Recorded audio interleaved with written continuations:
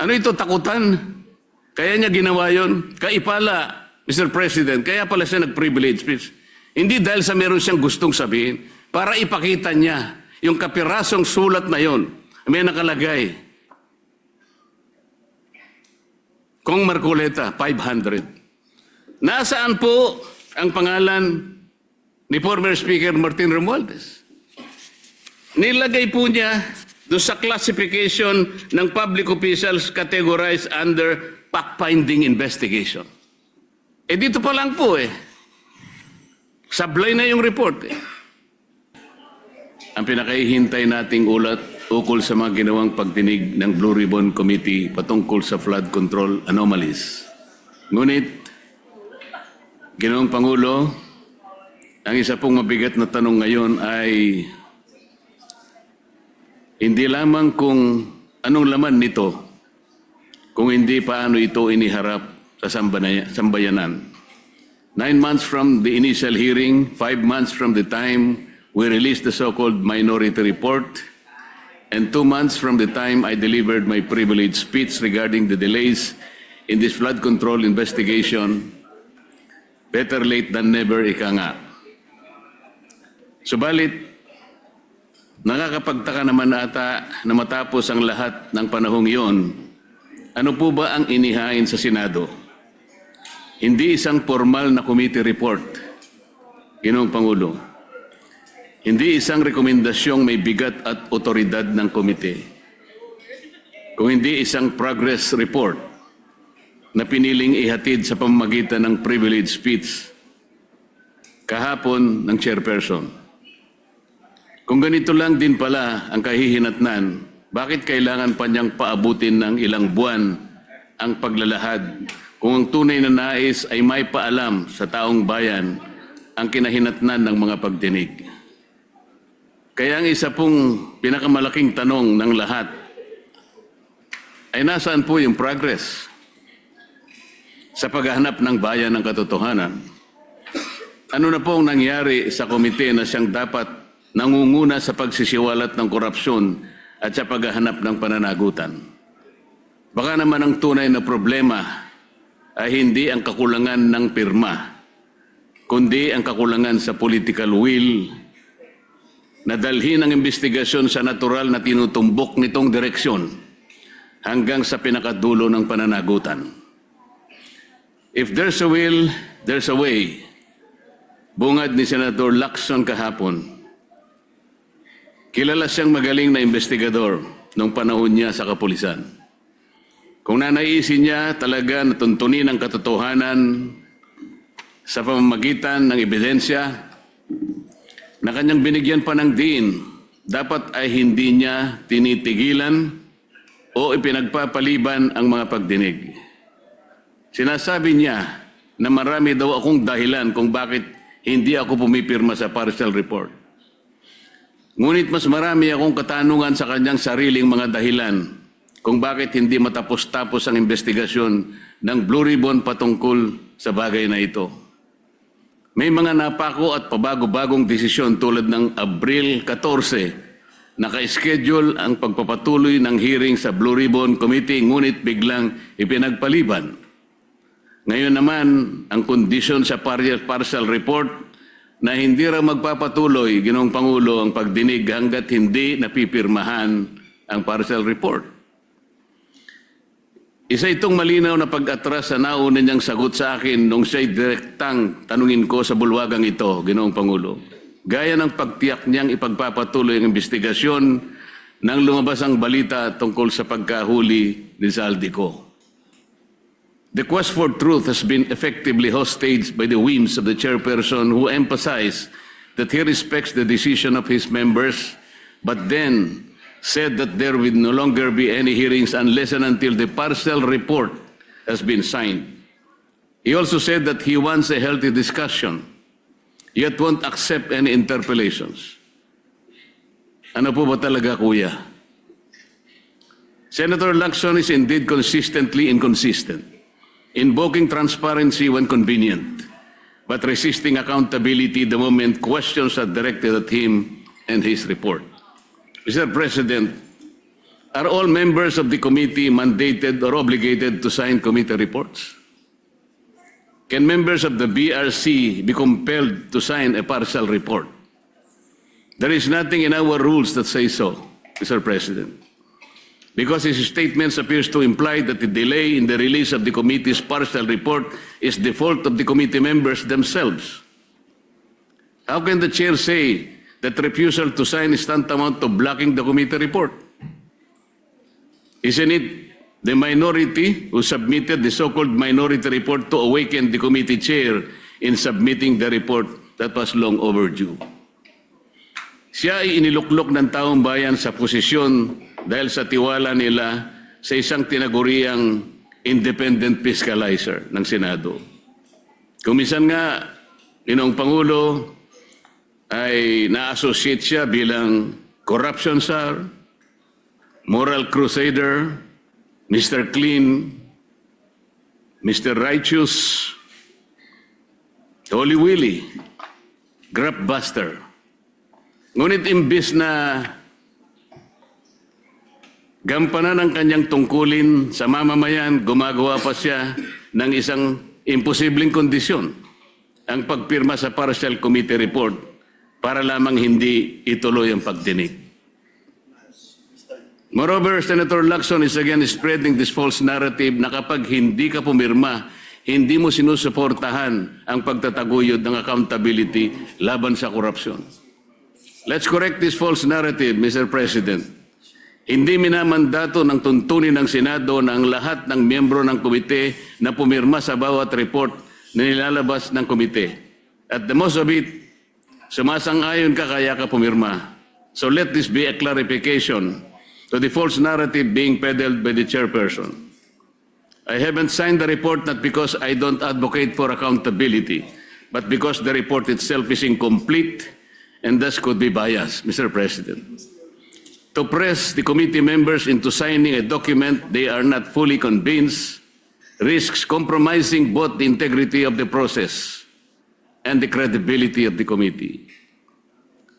Anong kasiguraduhan ng mga miyembro ng komite na ang kanilang pagpirma sa partial committee report ay hindi gagamitin para tuldukan ang mga pagdinig at iwasan na ang paggawa ng matagal na inaantay ng taong bayan na final report? Anong gagawin o magagawa pa rin natin, Ginoong Pangulo, kung sakasakaling sabihin niya na tapos na ang pagdinig, total majority na ang nakapirma? It could be a trap, Mr. President. Bukod pa rito, Mr. President, may isang bahagi po sa nasabing privilege speech ang kumuha sa aming atensyon at hindi namin maaaring palampasin. Tulad nitong flood control scandal na patago ang atake. Ito pong slide na may pamagat na allocables at leadership fund na kanyang ipinakita sandali kahapon ay may imahe na hindi naman lubos na inilantad sa taong bayan. Putol, hindi buo, walang sapat na konteksto. At tila ba'y tumutukoy sa representasyong ito bilang humihingi ng mga proyektong katumbas ng 500. Whether it's 500 billion, 500 million, or 500,000. The big document tells a narrative that a certain Kong Marcoleta has this 500 allocation for the DPWH. At kapansin-pansin po, Mr. President, na tila hindi nakuha ng naturang slide ang inaasahang atensyon mula sa media matapos ang kanyang privilege speech. Marahil dahil maging ang mga mamahayag ay nakita ang kahinaan nito. Kaya't nakapagtataka na nitong umaga, kaninang umaga lang, Ginoong Pangulo, ay agad siyang nagkaroon ng dalawang panayam sa media upang muling bigyang diin at itulak ang parehong naratibo laban sa akin. Para bang hindi naging sapat ang privilege speech sa session hall at kailangan pang palawigin ito sa media upang masigurong kakalat ang malisyosong pagpapahiwatig kahit kulang sa linaw at sustansya.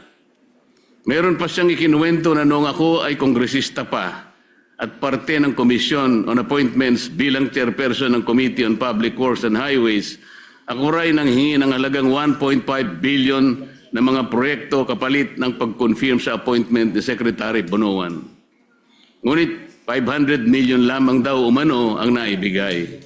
At sinabi pa raw sa kanya ng ibang kongresista na nabukulan sila at walang nakarating sa kanila ng mga proyekto.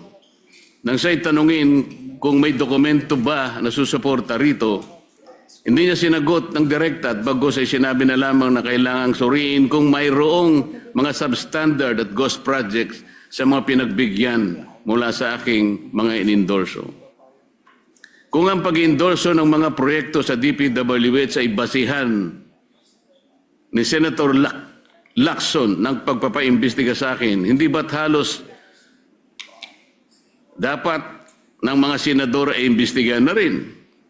Ayon mismo kay Senator Lacson noong nakaraang taon, Setyembre yata yun, Ginoong Pangulo, halos lahat daw ng mga senador noong 19 Congress ay nag-insert ng allocation projects ng 2025 national budget na nagkakahalaga ng humigit kumulang 100 bilyong piso bawat individual.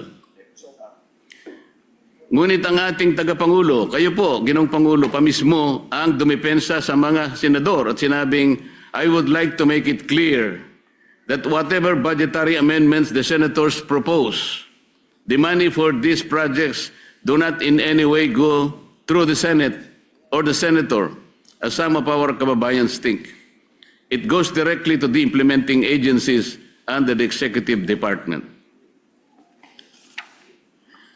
Sa dinami-dami ng mga pangalang nakaladlad sa kontrobersyang ito, ang ilan pa ay tila maingat na iniiwasan ng ating chairman at hindi man lamang nabanggit ng direkta kahit paulit-ulit nang iniuugnay ng mga naglutangang testigo at ilang beses nang naidawit ang mga sinumpaang salaysay, sa mga sinumpaang salaysay. Talaga namang pilit na isinasama ako sa kanyang naratibo. Masyadong halata naman ito, Ginoong Pangulo. Ako na ngayon ang pinagtutuunan niya ng pansin. Dahil ba sa ako lamang ang nagsasabi sa kanya na gawin niya dapat ang trabaho niya, Mr. President? Kung talagang hangarin ng chairman ay katotohanan na transparency, bakit tila naging targeted ang kanyang patama sa pumupuna sa kanya? Bakit hindi siya manindigan o bakit hindi niya matindigan na mismong ombudsman na nga ang nagsabi ng kanilang kakasuhan, si Speaker Martin Romualdez? Para ba sa kanya ay walang talagang kinalaman o sadyang pikit ang kanyang mga mata sa isinisigaw ng lohika? Sadya ata talagang nagbago na ang ating kasamahan. Nasaan na ang tapang ng dating Chief PNP na habulin ang mga nagkasala sa bayan? Kung itong issue nga na patungkol sa paglimas ng ating national budget ay kanyang iniiwasan at ipinagpapaliban ng matagal, ngayon gusto niyang puntahan ng umunoy breakdown ng mga proyekto para malaman kung may mga ghost projects sa mga ito. Paraan lamang niya ito upang maipilit ang kanyang naratibo laban sa akin, Ginoong Pangulo. Hindi na po ito paghahanap ng katotohanan. Ito ay pagpapalutang ng duda sa pamamagitan ng isang palabas. Hindi na rin po bago sa akin itong ganitong pailalim na pag-atake, Ginoong Pangulo. Nakita na natin ito nang siya ay sadyang nagpakalat ng isang splice o pinagtagpi-tagping video ng aking mga pahayag upang baluktutin ang tunay kong sinabi at linlangin ang publiko tungkol sa aking posisyon. Noon pa man malinaw nang may pagtatangkang sirain hindi lamang ang aking pangalan kung hindi pati ang aking kredibilidad bilang lingkod bayan. At ngayon, tila inuulit na naman ang parehong taktika mula sa isang manipulated video noon hanggang sa mga pahapyaw na slide na naglalaman ng hindi kompletong dokumentong ipinakita niya kahapon. Pareho ang pamamaraan. Magtatanim ng duda, magpapakalat ng kasinungalingan, at lilikha ng maling impresyon laban sa akin sa halip na harapin ang tunay na issue. Nakakalungkot pa na manggagaling ang mga gawang ito sa isa sa atin sa kapulungan ito. Hindi lamang nakalulungkot kundi nakagigimbal. Isipin sapagkat sila po ay binoto ng ating mga mamayan para gumawa ng mabuti para sa ating bayan. At mas lalong nakadidismaya pa, Ginoong Pangulo, na sa halip na gamitin ang kapangyarihan ng Senado upang papanagutin ang makasalanan at hanapin ang buong katotohanan, ginagamit ito ng ilan bilang kasangkapan sa pagtitibag laban sa mga hindi kayang patahimikin at pigilan. Ginoong Pangulo, bakit ako pipirma sa isang partial report kagaya ng aking pinahayag kahapon? Ang partial report ay unfinished report. Wala pong sinasabi na ang ating mga tuntunin ay kinakailangang magpahayag ka o mag-report ka ng isang partial report. Bakit po kinakailangang partial report and hindi pa final report? At paano po tayo magkakaroon ng final report, Mr. President, kung hindi po niya itutuloy ang mga dapat na ginawa niyang pagdinig? Napakarami po ang dapat na ipatawag, gaya po ng aking ipinag-privilege speech ng mga nakaraan, Mr. President. Ngunit ayaw niya talagang tawagin ang mga taong ito. Tila baga, meron siyang pinagtatakpan talaga. Taong bayan na po naghihintay, Mr. President. Hindi ba ang taong bayan ang pinagsisilbihan natin? Meron pa po bang tinitingnan siyang mas mataas sa taong bayan, Mr. President? Palagi niyang sinasabi, hindi ko raw po naiintindihan ang interparliamentary courtesy. Mabigat na paratang, Mr. President.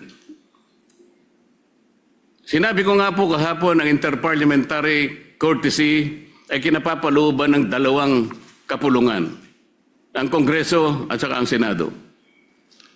Paggagalangan sa bawat chamber. Ngunit bakit po itinatanghal niyan ay galang natin ang kabilang chamber, ngunit tayo mismo dito sa ating sariling bulwagan ay hindi ko nakikita ang tunay na paggagalangan. Alin bang mas importante? Ginoong Pangulo, kailangan ba nating munang igalang ang ating kapitbahay, pero hindi natin igagalang mismo ang miyembro ng sarili nating pamilya? Dito susukatin kung sino po ang merong dalawang standards. Nasabi ko po kahapon,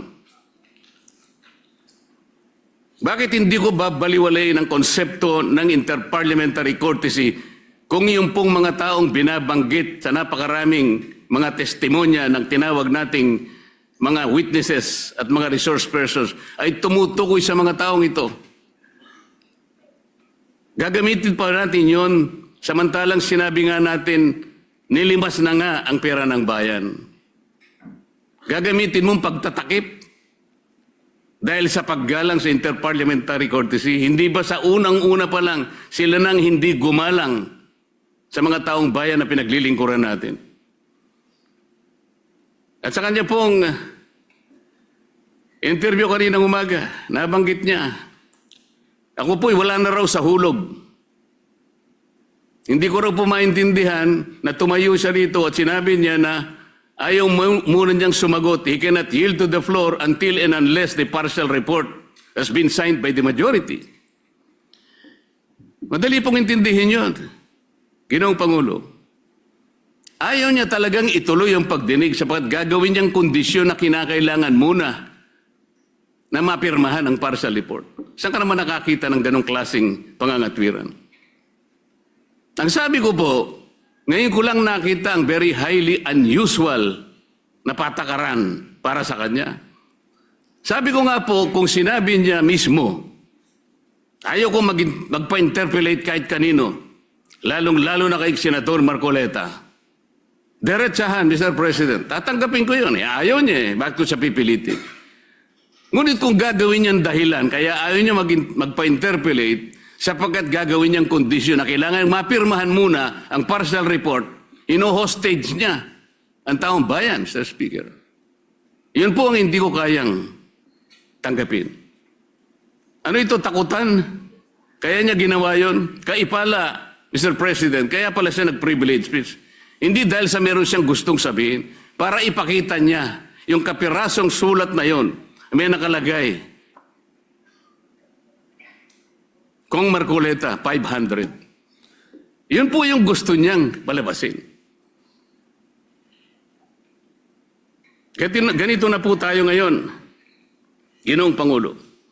Bakit ko pipirmahan yung partial report? Isa po sa hindi ko matanggap-tanggap do sa partial report ay yung isa sa kanyang mga rekomendasyon tungkol sa sino ang mga taong dapat na ipaghabla. Tingnan po ninyo, Ginoong Pangulo, doon sa kategoryang public officials categorized under recommendations for preliminary investigation, ang dami pong legislators doon. Pinangungunahan na po ni Saldico at marami pa pong iba. Sa mga intermediaries po, Mr. President, binanggit niya si Undersecretary Traigib Olaybar. Binanggit niya yung Maynard Ngu. Hindi ko po alam kung sino yung Carlin Villayap, J.Y. De La Rosa, Mrs. Patron, Lawrence Cruz, John Paul Estrada, Mark Tiksay, alias Peng. Pero wala po yung Yusek Adrian Bersamin na siya mismong naghayag sa plenaryo nung nagkakaroon po ng plenary debates na po sa ating budget. Siyang naghayag mismo sa pangalan ni Yusek Bersamin at ayon sa kanya, ni-name drop niya ang pangalan ng Pangulo. Sinabi rin po ni Saldico, yung 30 Tamarin Street na kung saan 1 billion ang nai-deliver ni Saldico. At ang tumanggap po noon ay si Yusek Jojo Cadiz. Napakabigat na akusasyon. Ginoong Pangulo, wala man lang po rito sa dapat na banggitin na intermediaries. Nasaan po ang pangalan ni former Speaker Martin Romualdez? Nilagay po niya doon sa classification ng public officials categorized under fact-finding investigation. Ang laki po ng diferensya ng fact-finding investigation sa preliminary investigation. Bakit po yung tinuturo mismo na mastermind, yung pa po yung nasa... Wala po sa preliminary investigation. Nasa fact-finding lang. Tingnan po ninyo yung mga lumabas sa mga dyaryo, sa mga periodiko, Ginoong Pangulo. Billionaire News Channel dated May 5, 2026. Ombudsman, Romualdez umanong tinuturing mastermind sa controversial na flood control scandal. Politico.com dated May 5, 2026. With 56 billion in supposed kickbacks, Ombudsman tags Martin Romualdez as mastermind of flood control scam. Abante dated May 5, 2026. Ombudsman, Romualdez Co. mastermind ng 56 billion flood control kickbacks. Abogado.com PH dated May 5, 2026. Ombudsman panel tags Romualdez and Co. as masterminds. Dito pa lang po sablay na yung report Nandun lang siya sa fact-finding, samantalang ang ombudsman, tinag na po siya, isa sa mastermind. Saan po ba punta ang report? Ginoong Pangulo. Ginoong Pangulo, ang Senado ay hindi dapat maging entablado para sa mga intrigero na alam naman natin kung ano ang totoong motibo. Maraming salamat po, Ginoong Pangulo. Majority Leader. Mr. President, I move that we refer the privilege speech of Senator Marcoleta to the Committee on Rules. Any objection? Hearing none, motion is approved.